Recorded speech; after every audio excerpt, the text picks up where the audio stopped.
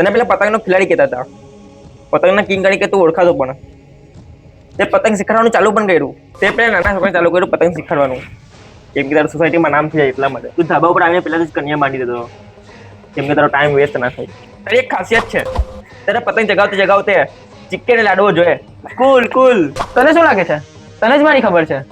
રૂક હમણાં તારી પોલ ખોલું. તું પહેલાથી બીજાની પતંગ ઉડાવે છે, બીજાના માંજા લઈ ને તું તારી પતંગ ચગાવે છે. જે બીજા ધાબા પર પતંગ ઉડાવતા હોય એ જૂતી ને તું પતંગ ઉડાવે છે.